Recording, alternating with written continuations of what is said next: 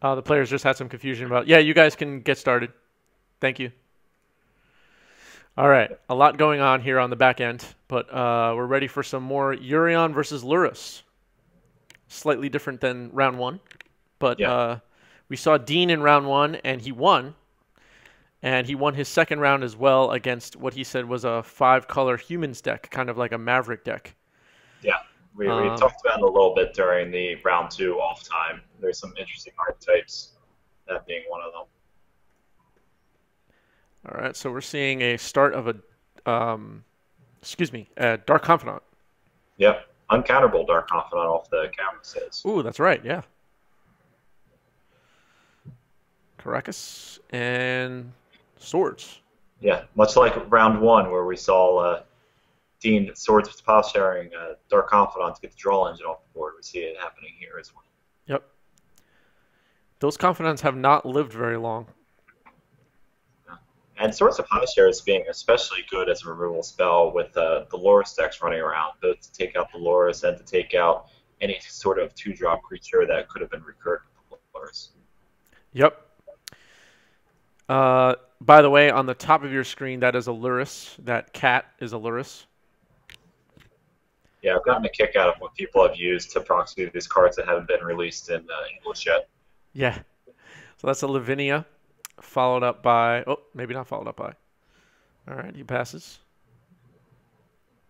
So we saw Dean... maybe you didn't see it, Mike, but we saw Dean play Ken on our Monday Night Mod stream earlier this week.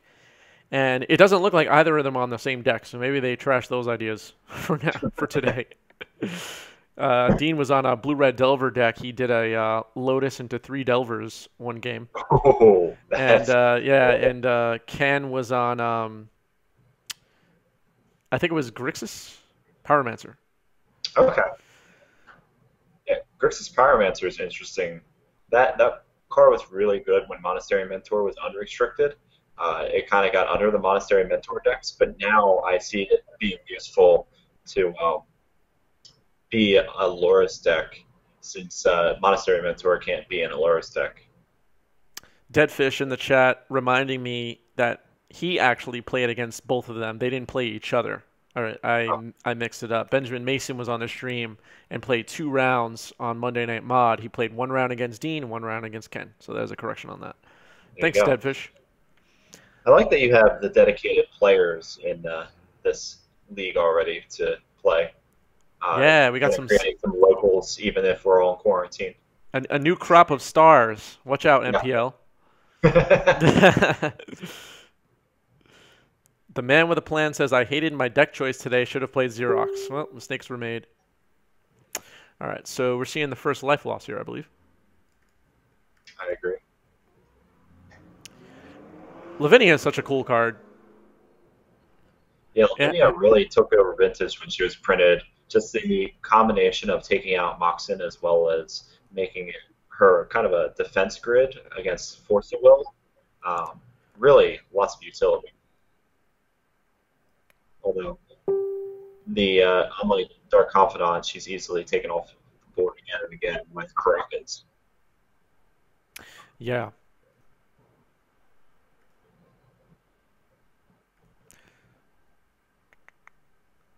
All right, so that was a Force. Yeah. Pitching Gush. Yeah, it sounds like the card that Dean was playing is Narset. Was that Narset? He said something about Narset. Okay. Force Negation. Pitching. It looks like he pitched Time Walk. I know it's off screen. Sorry to everyone watching, but and a force back. What is going on? So we have 3 forces hitting this stack, one on top of another. And I guess that proxy, which we think is a Narset, is down. Let's check in and make sure that was a Narset. Hey guys, was that a Narset that was countered just now? That was Narset. Somehow I inexplicably do not own a Narset. All right, we'll let it slide. Thanks, guys. All right. Dean Harris, the altered 89 card deck does not own a Narset. Gets it countered after a giant counter war. And there's Lurrus. That's a Lurrus. In case anyone is confused, Lurrus Proxy has just hit the board. And it resolved, it looks like. Yeah, I don't really see anything to bring Lurrus, or for Lurrus to bring back. I think that Not at the Sapphire's already moment. out there. Where'd Lavinia go? Uh, Oh, she got Lavinia- swords. Oh, no, she didn't get Swords? swords. Wait a minute. No, she's also in hand. That Caracas has been doing some crazy damage and just keeping threats off of the board. He pitched his Lavinia to the second Force of Will. That's what happened. Okay, same Lavinia. That makes sense. Yes. Thank you, Deadfish. Deadfish with the clarity in the chat. Yep. Lavinia was bounced and pitched to Force. This is true. That's a useful second use of Lavinia, since that force ended up being important to keep the Narset away. Yeah. And I believe we're seeing a dig through time now. Will it resolve? Clarity. Clarity.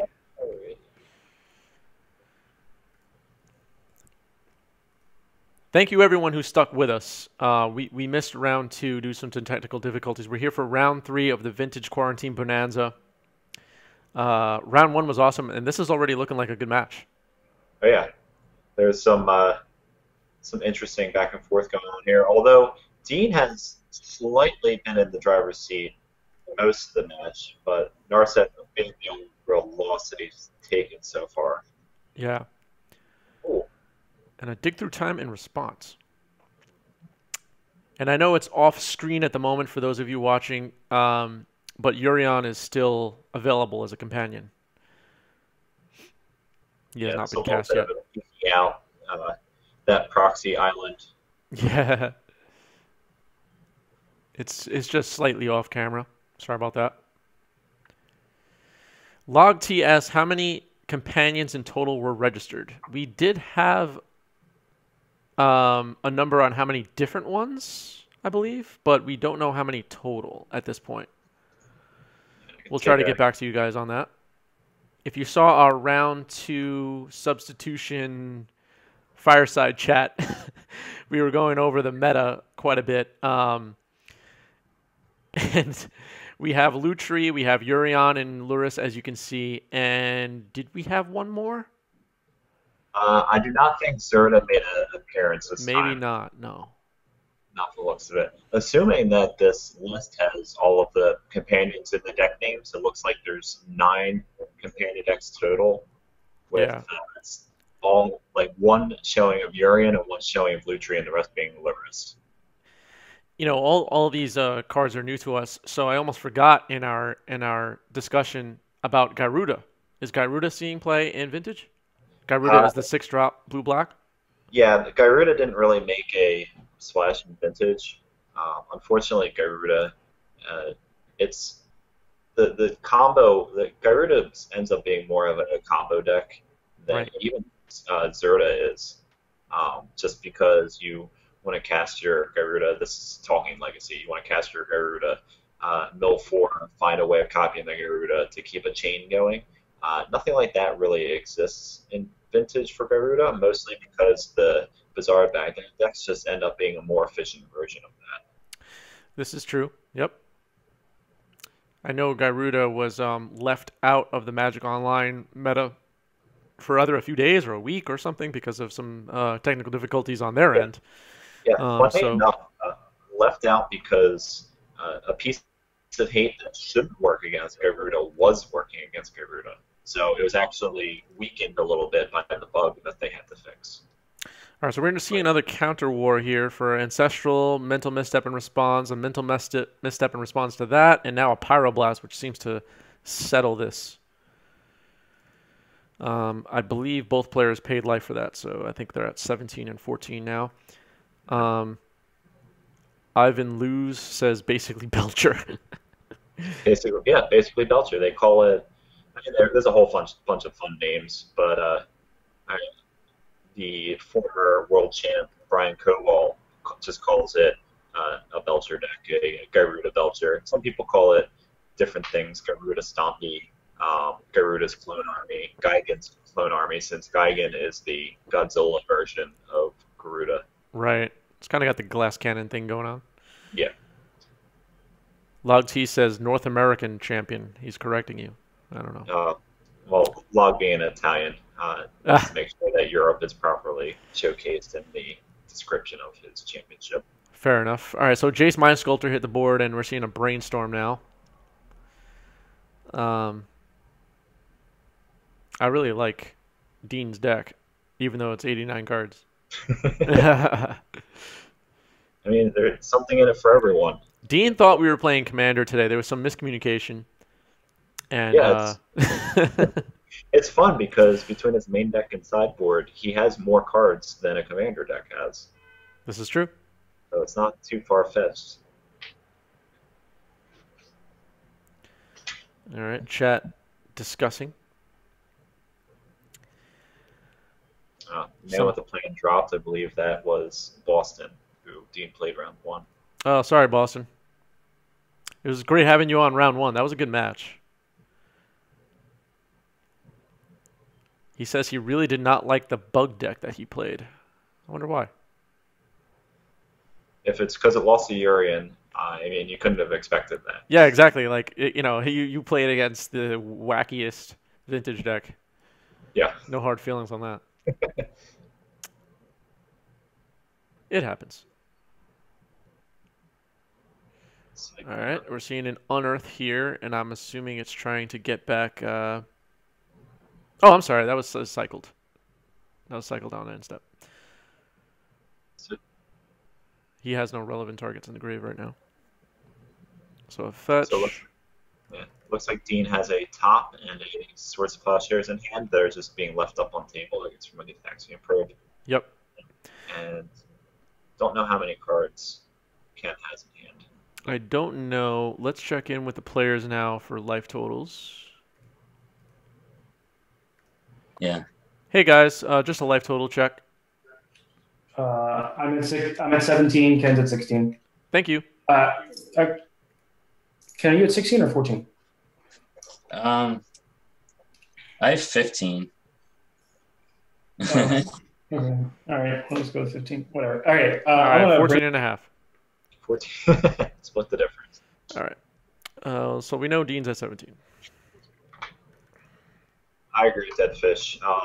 We kind of noticed that the first round when Dean was playing against the Buck deck. If he's able to 1-for-1 and then reload, he's much better at doing it than his opponent is. It's just a matter of 1-for-1 plus reload works if everything kind of lines up correctly.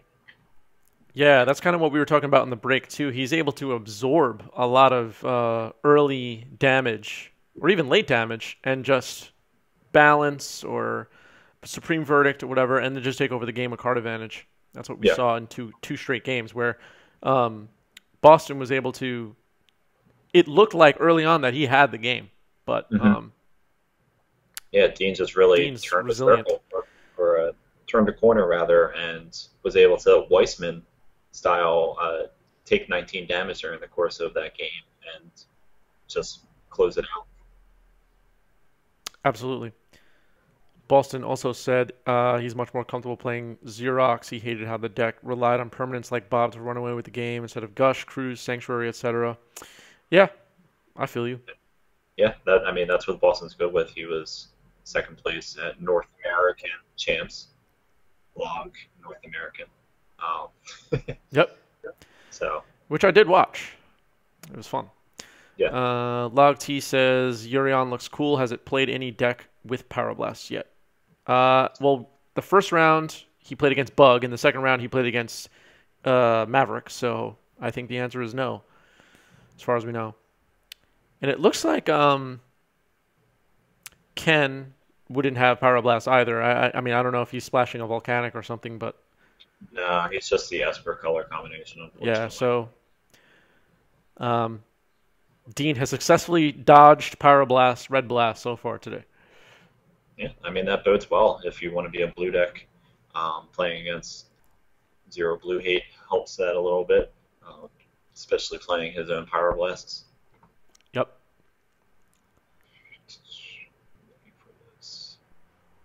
Log T says that explains why it's doing so well. Yeah, Probably. I mean, More that's cards, more answers. you're only as good as the matchups you play sometimes. This There's is the true. idea of the Dredge Buzzsaw that people have to run into sometimes, where Dredge plays on such different axes compared to any other deck that you'll play in Vintage that you just have no game against it. This is true.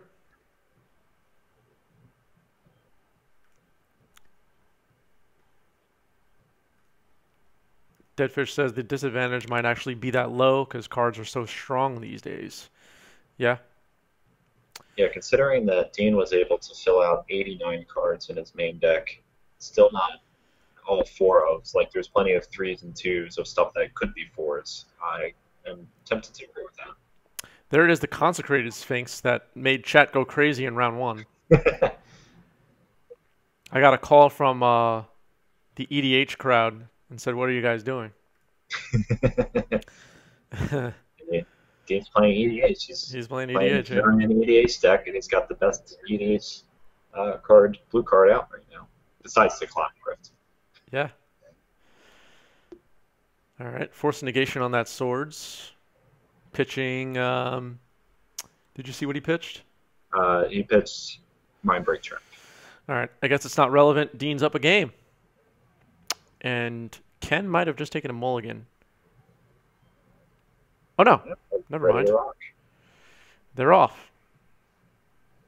Yeah, Deadfish seems to be very knows about 5-color as well. Contract for Blow was the most busted card in that format, and Yeah. Anti was a thing in that format as well, using Jewel Birds to get it back and such. Deadfish, just so you know, we're not going to do 5-color 250 card prismatic on this channel.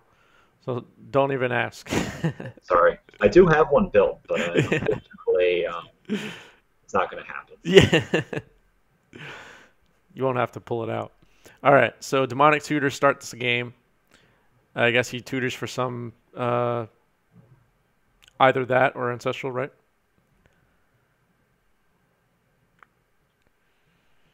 Come on, it uses plenty of 90s cards, says Deadfish. You're not wrong. All right, so Lurrus is going to get Force of Willed here. Yeah. Which is sad. Lurrus has not stuck around in these first couple of matches. No, not at all. Very, just because there's a bit of card disadvantage for it being the 8th card, doesn't mean it's not worth forcing. And yeah, it doesn't get to do that Lotus line. Yeah. Force of Will is a good card. Even in an 89 card deck, it's still good. So I gave the wrong life totals to people. I'll correct that now.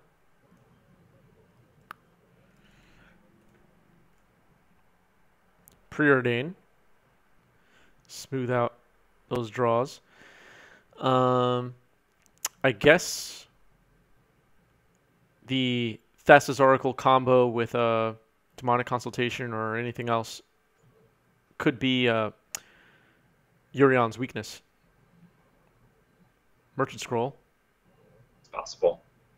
I mean, he forced a Lurrus. That's not, a game-winning play by Ken. I mean, it was just a kind of a value play. Right. And here's Ancestral.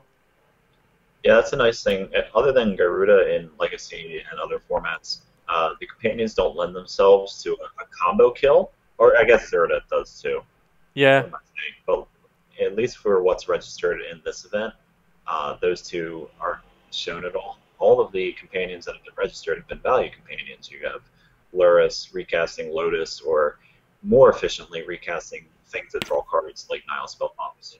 Well, I think we do have some breach decks with Lurrus, so. Yeah, but again, it's more of a regrowth. It's not like a combo piece. Yeah, you're right. You're right. You're right. Oh, Here's Reanimate, targeting Lurrus. So Lurrus may be back to join us one more time. That's one of the interesting back and forths that people have been having about Lurrus, and bringing it back for a second or third time, is that people are stuck between Reanimate and Unearth. You have Unearth has a bit more flexibility to be cycled away, and you don't take 3 damage, versus Lurrus, versus Reanimate. You can bring back your opponent's Lurrus potentially, or something even more powerful that they might have been. So we're already seeing another swords on Lurrus, and here's Ancestral, which was tutored for, by the way, with the Merchant Scroll. Mm-hmm. It looks like that resolves. And that resolves, which is a little rough. Yeah, that one Force of Will, unfortunately, with the 89 card deck, is the only one that Dean has seen so far. Yeah, I mean, if Ken had that reanimate in his hand when he cast that Lurrus, I'm sure that Force of Will, he was like, cool. Yeah. Force check that one. Yeah. You know when you kind of just say, yeah, that's fine. That's what I wanted you to do. Yeah, he really didn't lose out on much. No. You got a total, like, 3 for 1 or something. Yeah. He got the Lotus being lost to cast the Lurrus was whatever, because he eventually got the Lurrus to recast the Lotus. Yep. Which has become quite a tongue twister now that I'm speaking it out loud. Lurrus, Lotus, Lurrus. Or yeah. Lurrus, rather, the Lotus, Lurrus, Lotus line is... Whew. I've been trying to avoid saying it out loud, to be honest. I'm practicing. I'm hoping there's Eternal Weekend this year still, so I'm practicing saying Lotus, Lurrus, Lotus. Oh, I feel you. It's going to come up a lot. I stumble my words enough as it is. I don't need these tongue twisters. Log T says the Lurrus Breach deck is most likely going to annihilate everything else. I assume he's talking about for this event. We'll see. Yeah, we'll see. It's a good choice. Only really has difficulty with dredge decks, and there's only one of those shown in this event. So, Deadfish says it could be banned before then. Yeah, a lot of things could be banned. We still got like 3 more sets to come out. Yeah, we have a Core 2021 and the new Zendikar set still have to come out before Eternal Weekend. Also, Jumpstart. Don't forget that. That's going to have a lot of legacy crap in it. That's right. They do have new cards for Jumpstart. I forgot about that. And there's probably going to be a... Oh, no, I'm sorry. Commander already came out. Never mind. Yeah. Although they might have other Commander-style products. I mean, they've been definitely playing with the product line. I mean, they've always been playing with the product line. Things have come and gone. Full decks come and gone. From the ball come and gone. But new card stuff, they've been ramping up a little bit. And you never know when they might sneak something in that's just really cool and has a legacy vintage power level.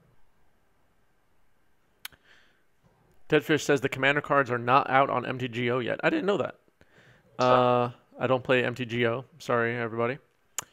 Someone asked, do the Breach decks play Savine's Reclamation? I'm not sure. Do you know? They can, but generally they're not in the right color combination for it. They're usually not playing white. It's blue, black, red. Deadfish also says nobody has been messing with the Commander 2020 cards yet in Vintage Legacy for that reason. This event, though, would have been the perfect opportunity for somebody to pull out some Commander 2020 spice. Yep. Ethereal Forager, one that I have on my radar. It's a new delve spell that you can delve away an Ancestral Recall. Yep, that's the one. You can bring it back to hand, yeah. I couldn't remember the name of that one earlier. All right, here's another Swords. He's desperately trying to get this Lurrus the heck out of here. Let's see what happens. And, yeah, Force of Will. Oh, he forced it. Okay. Yeah. So now he's up to 18, and Dean's down to 16. Ivan Lou says Flying Whale. It is a Flying Whale. Yeah. One of my favorite little tidbits. There's it's like an inside joke with some of my friends. This set that came out, Ikoria, has obviously the Godzilla cards. Right. There is a band called Gojira, which is the alternative pronunciation of Godzilla, and they have an album called Flying Whales, or not Flying Whales, From Mars to Sirius, which is a song called Flying Whales, and the album cover has flying whales on it. So in my heart of hearts, I really hope that the Flying Whale from Commander 2020 is an homage to that album. I'm sure it is. I'm sure there's a fan in R&D somewhere. Yeah, I'm sure there's a lot of Magic cards that like go over our heads, and it's a total homage to some random thing. Oh, that was the entirety of Time Spiral for most players. Yeah, but that was Magic related. Yeah. I'm talking more about like pop culture stuff. Okay. Like Navinral's disc as Larry Nevin's name spelled backwards, and who knows who Larry Nevin is? Nobody knows to this day. Ivan Lou says, Mike knows what's up. Yeah, he does. I do not. Deadfish says, dig, dig, dig, dig. All right, we saw a dig through time resolve. Oh, that's right. RPF correctly points out the Commander Legends set is due out in November as well. Oh, there we go. Possibility for more new printings. I know Dean has his eyes on that with his Commander Vintage deck. There you go. Yeah, November. That's a tough call if it's Eternal Weekend really, because that's usually when Eternal Weekend is for North America. So. Oh yeah. We might see maybe it not be in print yet, or something where it's not in print for that one, but then European Eternal Weekend has it in print. It's a tough call. There's so many different things, and cards are very strong these days that Vintage and Legacy has to keep their eyes out.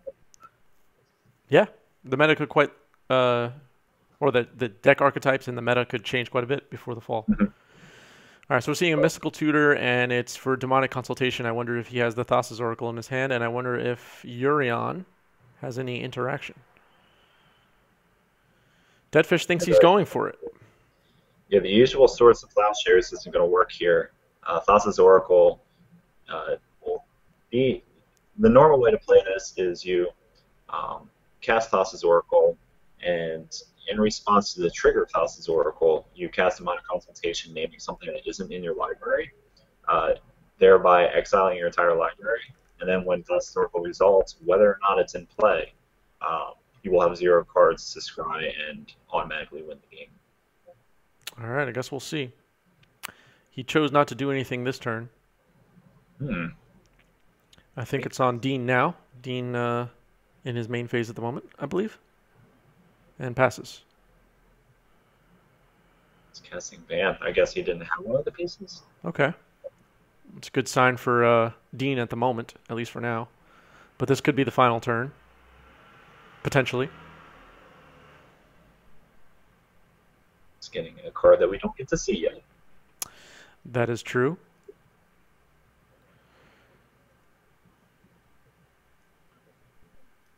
Deadfish says he's finding Oracle. I mean, that's a good choice considering we still have Demonic Consultation off the Mystical already. Yeah, that would be what I would look for probably. We'll see.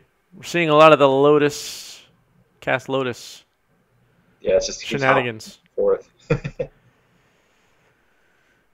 There is a Magic card called Shenanigans now. Yes, the tragic one from Modern Horizons. Yeah. Good name for a card. All right, Power Blast and Response.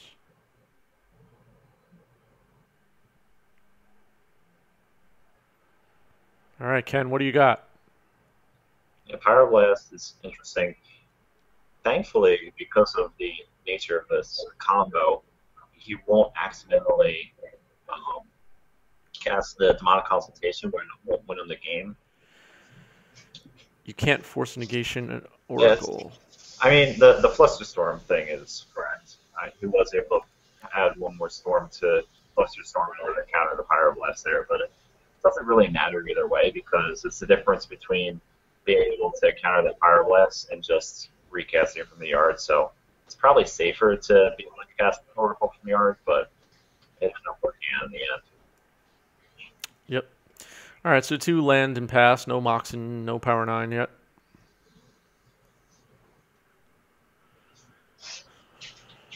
Expedition hits the table, crack. And top. Yep, there's a non-land permanent. Yeah, there you go. 19. Next turn, counterbalance. Of all the cards that he has in his deck, I don't think that's one of them, sadly. Oh. He just couldn't find room. Couldn't find room for it, yeah. All right, a Karak for Ken Loiterman as well.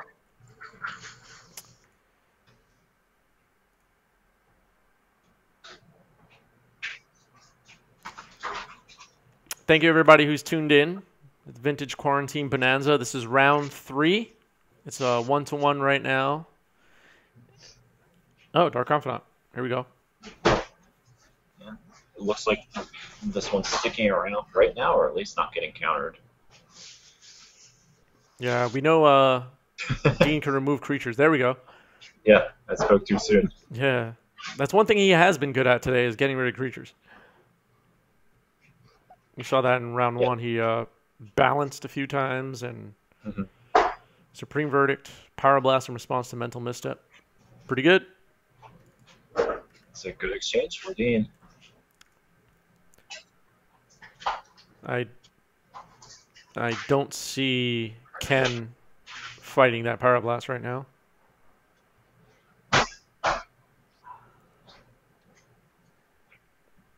Ooh. Force of Will enters the stack. This is a really hard fought Dark Confidant. Yeah. What do I know? Alright, so it looks like that Dark Confidant is going to stick. He's putting the die on top of the deck and everything. Oh, no, maybe not. We're seeing crack. Jeez, Spell Pierce. A Spell Pierce or a Flusterstorm? Oh, I'm sorry, that's Flusterstorm, yeah. Okay. You're right. Same basic effect. Yeah. Someone just all caps corrected me. Flusterstorm, yes. Dead. Thank you, Deadfish. Thank you, Deadfish. Using the non-Bob art should be a crime. Well, unfortunately, the non-Bob art ones, more of those exist, especially since it's seen at least 2 printings. Yeah. And I get the nostalgia and all that. The new art is sick, though. Yeah. Kind of looks like that dude from Fifth Element with the weird haircut. Yeah, you're right. It's nice art. I agree. All right. And a Demonic Tutor.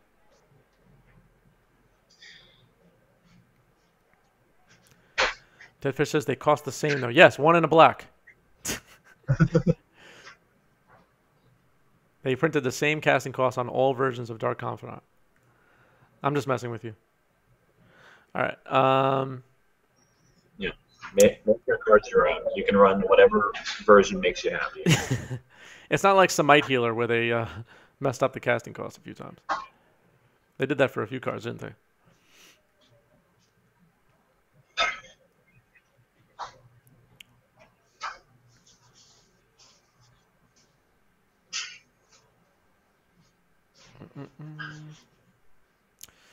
Demonic Tutor. I don't think he's looking for combo pieces yet, right? No, Black Lotus. I believe that's what he got. Yeah. Just to do the Lotus, Lurrus that he's been trying to do. It makes sense. All right, so Lurrus is that getting a responded to, I believe. That looks like a Mind Break trap. It does look like a Mind Break trap. And I know you guys can't see it on the stream right now, but Dean just folded his hands like, what's up? All right, so they forced the Mind Break trap, and the second Lotus is going to hit play here. Wow. He pitched Lavinia.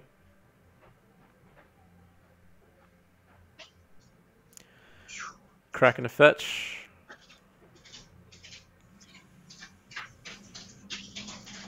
Looks like he's digging for something to deal with that Lurrus before it accrues any kind of real value. That first Lotus recast doesn't really count for anything, because all it did was cast the Lurrus.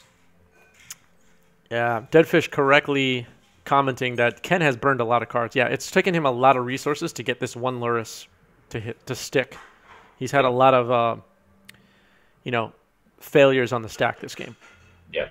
Yeah, the Lurrus and the Dark Confidant are both designed to kind of negate the card disadvantage of Force of Will, but he's had to use 2 Force of Wills so far without without getting any kind of advantage from the cards that he's been protecting.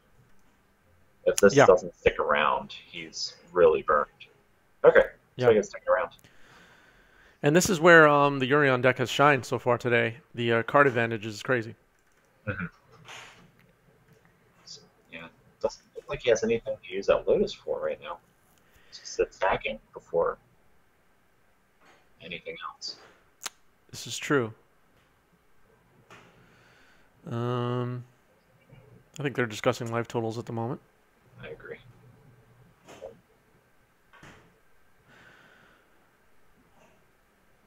Just a little confusion. I'll check in with them if anything. Chat. I tried to keep her off stream, but Dead Fish notes that I did pick up my cat.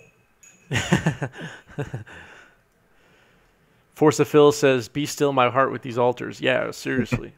Oh, Dean, yeah. For those of you who haven't had the pleasure of playing against Dean, he's got a lot of altars. Well, I got to introduce him to my friend Force of Phil because his altars are sick too. What's up, Phil?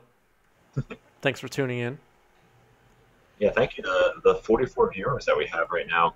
I appreciate everybody coming out to check out what the stream has to offer. Thank you, Chris, for being the brains behind this idea. Obviously with help with Roland a little bit too, but without your audiovisual help and having the channel, this wouldn't be happening. Thank you, thank you. Thank you, just to reiterate what you said, thank you everyone who's tuned in. Appreciate you guys and girls. All right, so Sullivan Brophy says hello. Force of Phil says, yeah, bro, this is great. Force of Phil, we got to get you on the channel. Yeah. Plenty of Force of Phil on the YouTube channel, though. Check out 90S MTG on YouTube. We have tons of good content on there. Yeah, Sullivan Brophy, friend of mine. He and I are the same vintage team. Oh, neat. Legacy team. And yeah, he's a dredge aficionado. Sweet. Deadfish says, from Eternal Durdles. Yes, that is Force of Phil, Phil Blackman from Eternal Durdles. Okay. I didn't know his Twitch name. I do know Eternal Durdles. I've listened to them quite a few times. Yeah, I like listening to them. You got to listen to Eternal... Here's the thing. You got to listen to Eternal Durdles for Phil's songs alone. Yeah. Makes it worth it. Yeah, it's one of the few podcasts that I have to keep at 1x speed because the songs just don't make sense when they're sped up. Yeah, that's fair. All right, I'm just going to check in with these guys for life totals right now because I'm not doing a good job of keeping up. Sorry about that. Yeah, I said 28. Oh, okay. Sorry. Hey, guys, just want to check your life totals. I'm sorry. I'm at 7. He's at 28. Thank you, guys. All right. And so, yeah, I'm going to 28. And how many cards do you have? Lurrus has been doing quite a bit of damage. Yeah.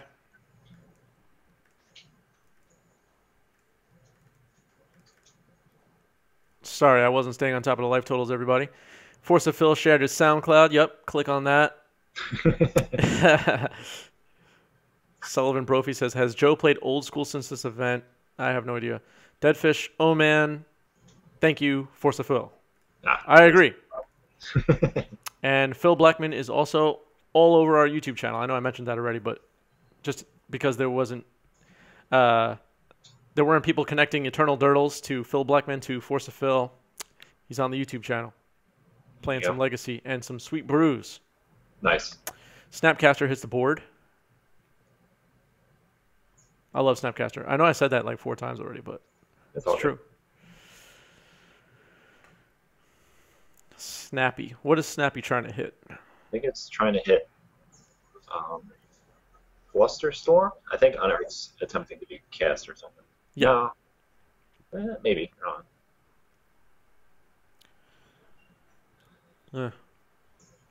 All the promotion, we lost track. It's all good. All right. Swords on Snappy in response, I guess. I guess this is a defensive Snappy to kind of play Ambush Viper to the Lurrus attacking. I think that's where we're at.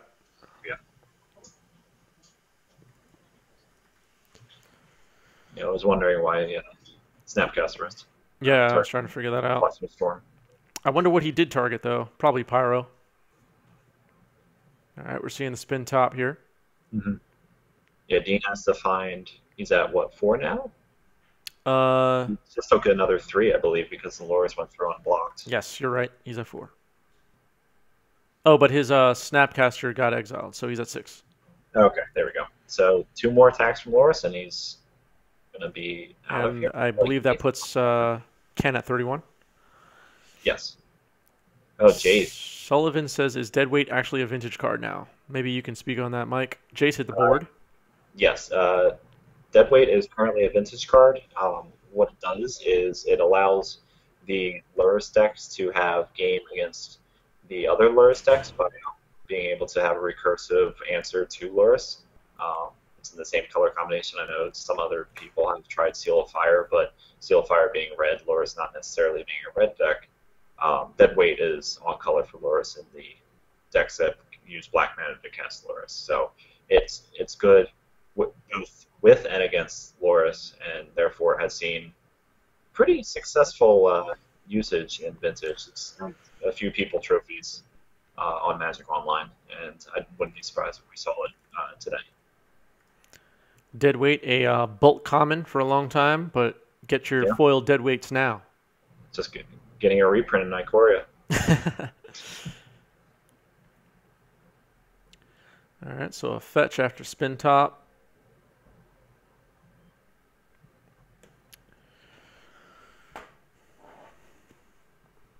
This has been a good game 3.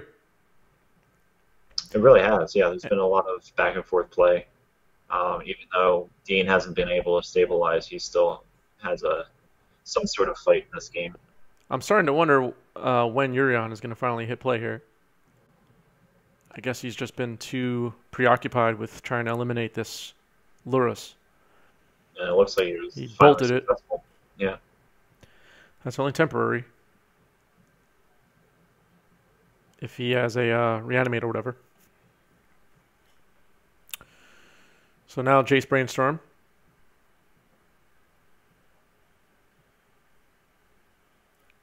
Ivan says counters Ancestral and kills Lurrus. I'm not sure which card he's referring to. I think he's talking about Drown in the Lock. Oh, okay. Yeah, Drown in the Lock has seen a little bit of play. It's usually just a one-of when it sees play. Oh, yeah, I missed the talk about Drown in the Lock. Yes.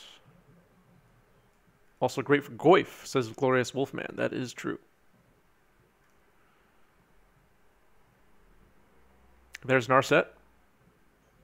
I think it's Narset. Ashiok? Causer of Fails?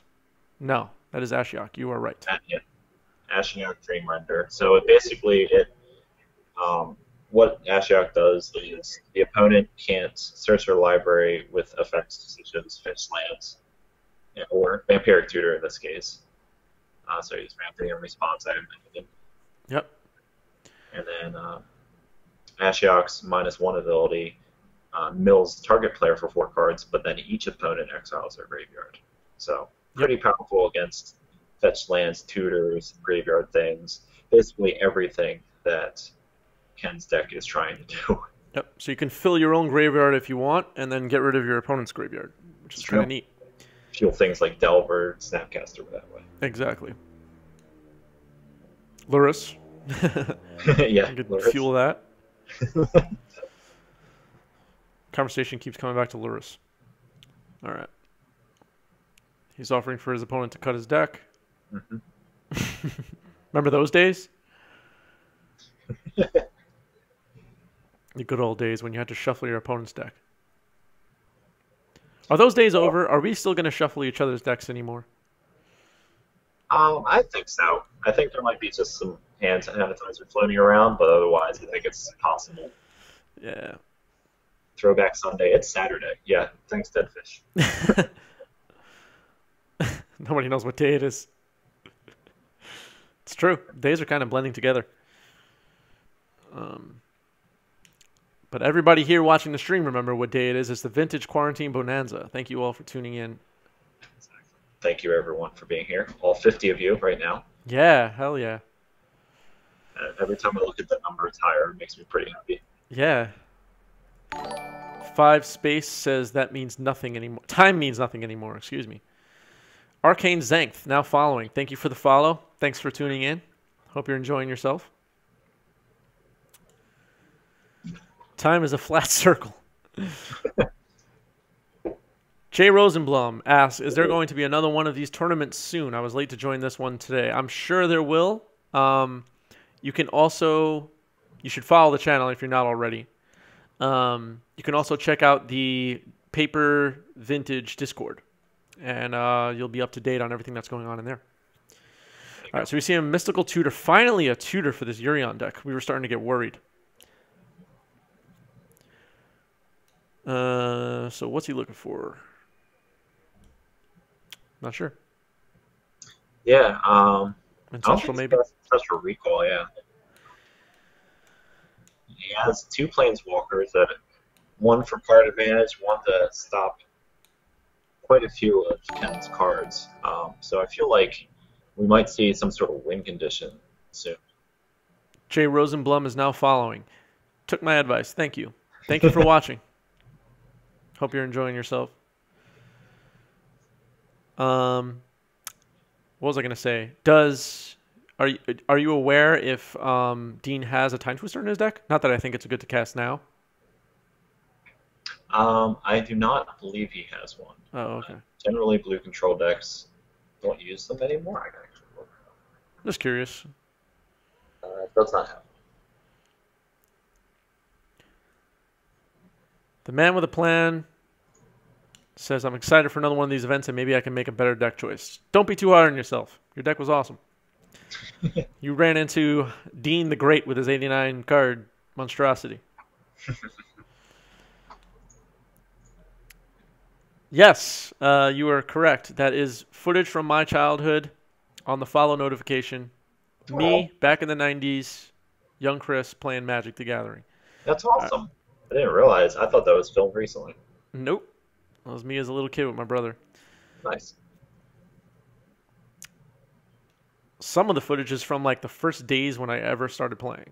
It's kind of cool. That's awesome. Yeah, it's kind of fun to look at. One day I'll share the archives with y'all. All right, Jataxian Probe here, off of blue. I hope we didn't miss any life total changes because it's been a couple minutes since I updated that. The probe not doing one. Lurrus is currently gone, so I think you're good. Yeah, I think I'm good. Yeah. Deadfish says Ken is in trouble. That seems to be the case. Dean is doing again what he did in round one, which is deflect all the early threats and survive with enough life for the game to not end, and then completely take the game over with crazy card advantage. I think we could see some of Dean's hand at the moment. He has a Mana Drain. He has a... Can you make out that one? The Mindbreak Trap? Mindbreak Trap and Power Blast? Yeah. Yeah, I mean, how the heck does Ken win this game right now? 3 answers. Jace, mustn't forget about the Jace being able to possibly Fate Seal Ken when he feels like he's in full control. Yeah. Thanks, chat, for letting me know what's in his hand. I'm a bit far away from the screen with the feed on it. Thank you. Just so many good cards being excited. Yeah. He's maybe try wearing the glasses, says Deadfish. These are just what do they call them? Blue light glasses, not prescription. Okay. I don't wear eyeglasses, fortunately, but they do protect my eyes, though. Instead of holding them, he says. All right, I'll put them back on. Yeah, so in terms of Ken being in trouble, I completely agree. It's just we saw Treasure Cruise for Dean to fuel up even more with, let alone the fact that he already showed that he has 3 answers to things in hand. So yeah, I can only imagine Yorion hitting the battlefield soon and just attacking 5 or not 5 times because Ken's at 31, so it'd be 7 times, 8 times. 8 yeah. times. I think Dean just has to not mess this up, and he should have this. Yep. And based on what we've seen so far, he's probably not going to mess up. Yeah. He's saying reset the Ashiok and mill 20 more. That's not a bad plan. That is a play. It's a little bit of play to. It's kind of a humiliating win condition. Yeah. So players have about 10 minutes left around. I believe so. Yeah. I think Ken is like the like the rotating head on Mortal Kombat. Finish him. I think that's what we're witnessing at the moment.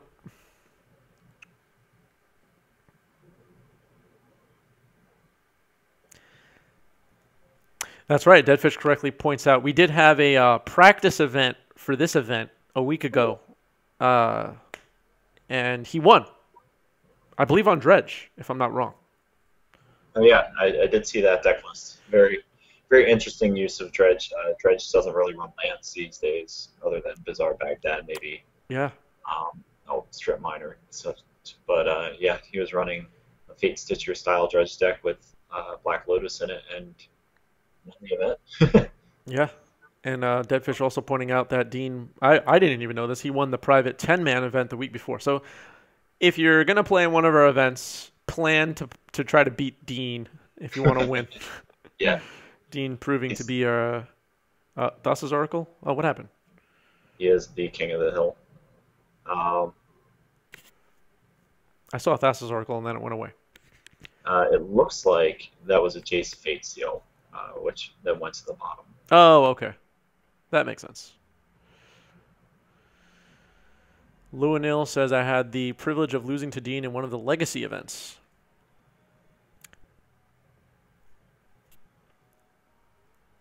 I've never lost to Dean ever in my life, but I've also never played him. I think I'm like 50-50 against him. Oh, really? Okay, so now we're seeing a...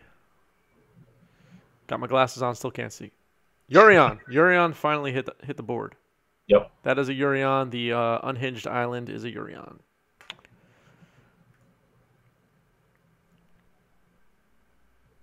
Most soul-crushing play would be Ashiok milling Ken's Vampiric Tutored Ancestral. This is true. No, that's what happened. Yeah. Yeah.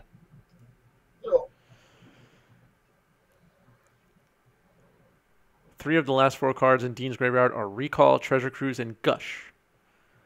I feel like you're probably going to win when that happens, says Deadfish. Yeah, you're not wrong.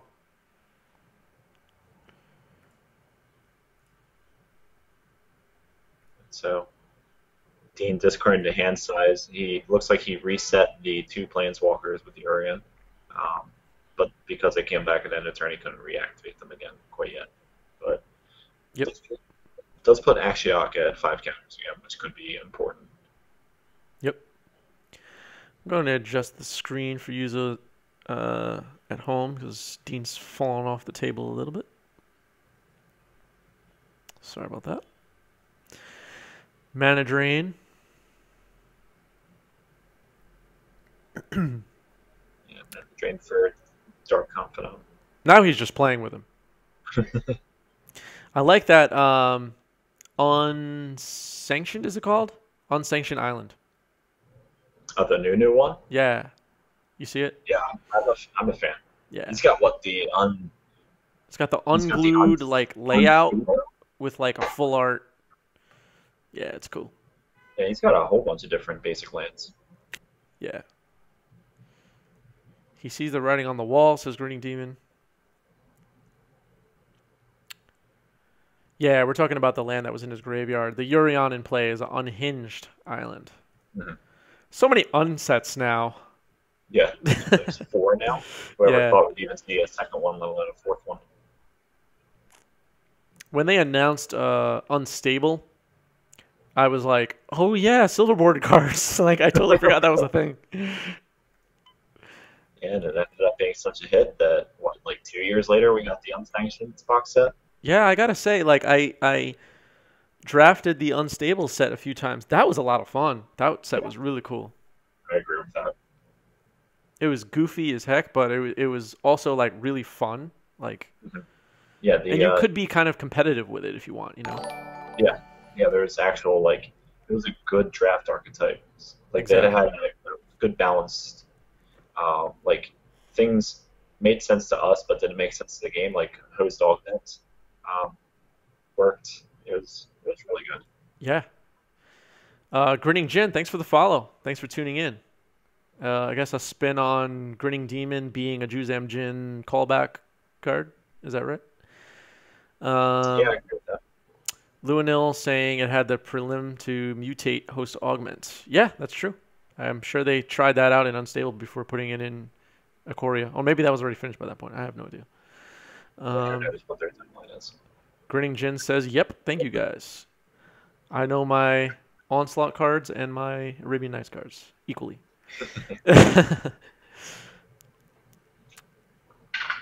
When Grinning Demon first came out, do you know Grinning Demon, Mike? Yeah, the It's like a morph Juzam. Yeah. Like, that was my favorite card for like a year. I was like, every deck. I didn't play like competitively or anything back then, but I thought that card was so good.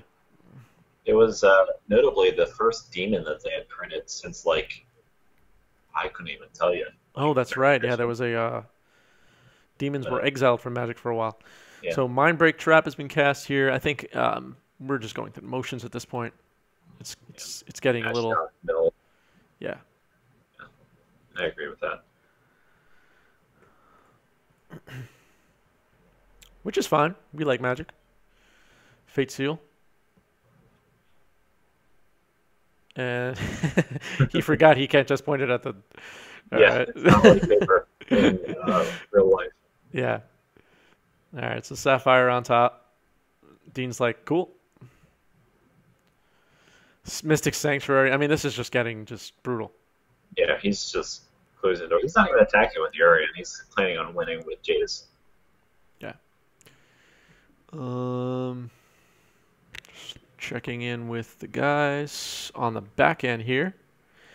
We want to make sure we have round 4 ready for you guys when this ends. Yeah, well, this is butting up to the end of time. Yep.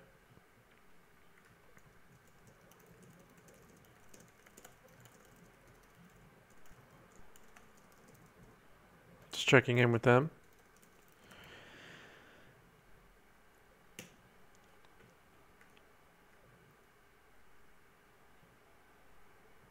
Ivan Lou says Plague Sliver. I remember Plague Sliver. Yes. That card was so cool because it was like a Juzam Djinn, but it was also like a card that punishes all the Sliver people. Looks like Ken scooped them up to a countered. All right, it's a scoop. That was a good match. All right, let's see if they shake hands. No handshake here.